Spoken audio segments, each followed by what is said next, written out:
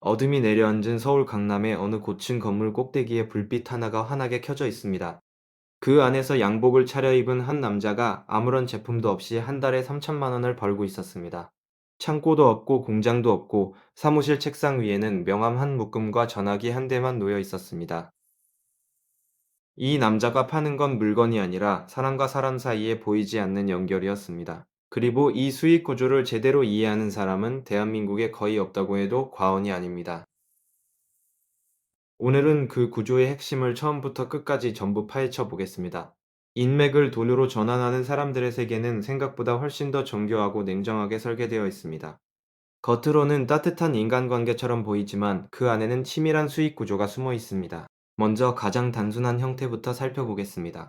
핵심은 필요한 사람과 필요한 사람을 연결해주고 그 가운데서 소개비를 받는 구조입니다. 부동산 중개인이 집을 사려는 사람과 팔려는 사람을 이어주듯 이 사람들은 사람 자체를 연결하는 일을 합니다. 집을 중개하면 집값의 일정 비율이 수수료로 나오듯 사람을 중개하면 거래액의 일정 비율이 소개비로 들어옵니다. 이 소개비는 업종에 따라 천차만별인데 단순 채용 소개라면 연봉의 10%에서 20% 수준이고 기업 간 거래 연결이라면 계약 금액의 3%에서 5%까지도 올라갑니다. 한 컷만 성사시켜도 수백만 원에서 수천만 원이 통장으로 들어오는 구조입니다. 그런데 여기서 중요한 점이 있습니다. 이 소개비 구조를 아무나 만들 수 있는 게 아니라는 겁니다. 신뢰라는 자본이 먼저 쌓여 있어야 하고 그 신뢰를 쌓는데 수년에서 수십 년이 걸립니다. 결국 인맥 사업의 진입 장벽은 돈이 아니라 시간과 평판이라는 사실을 먼저 이해해야 합니다. 도입부는 이 지점에서 핵심 질문을 하나 던집니다. 그렇다면 이 인맥 사업의 두 번째 진화된 형태는 무엇일까요? 바로 커뮤니티 사업입니다. 소개비 모델이 1대1의 연결이라면 커뮤니티 모델은 다대다의 연결을 동시에 운영하는 방식입니다. 운영자는 단 한 번의 연결을 만들어주는 것이 아니라 수십 명에서 수백 명을 하나의 공간 안에 묶어두고 그 구조 자체에서 수익을 뽑아냅니다. 고급 인맥 커뮤니티의 연 회비는 적게는 500만 원에서 많게는 5천만 원까지 올라갑니다. 이 숫자가 처음에는 충격적으로 들리겠지만 회원들의 논리는 이렇습니다. 그 안에서 만나는 사람 한 명이 회비보다 더 큰 이익을 가져다 줄 것이라는 믿음이다. 그래서 회원들은 기꺼이 수천만 원을 내고 그 문 안으로 들어갑니다.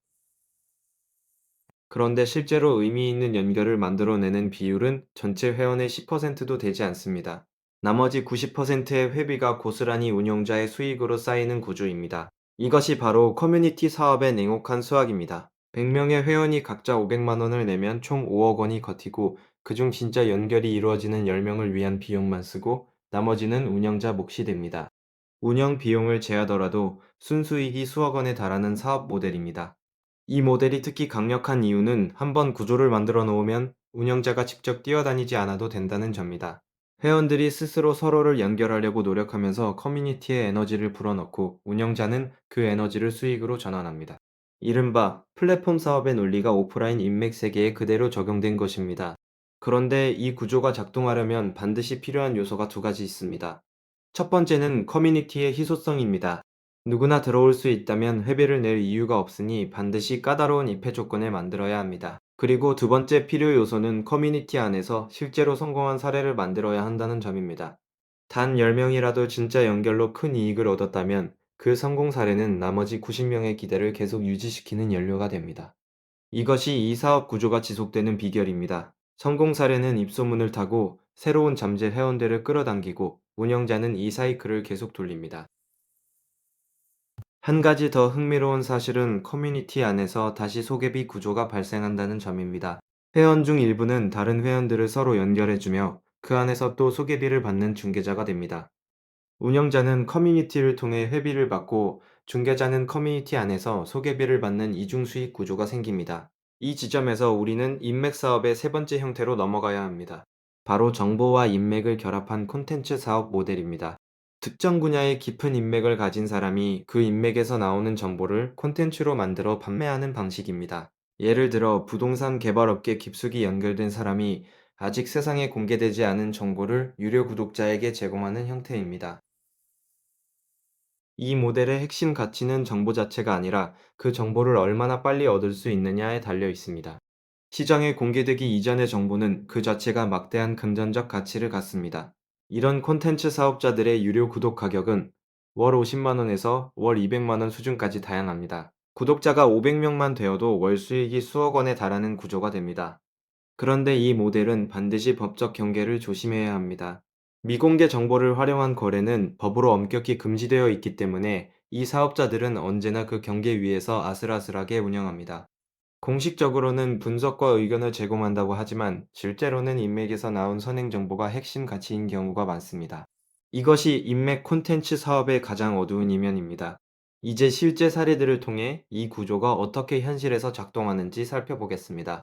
2010년대 초반 서울 강남에 등장한 어느 모임은 처음에 단순한 사업가 친목 모임으로 시작했습니다.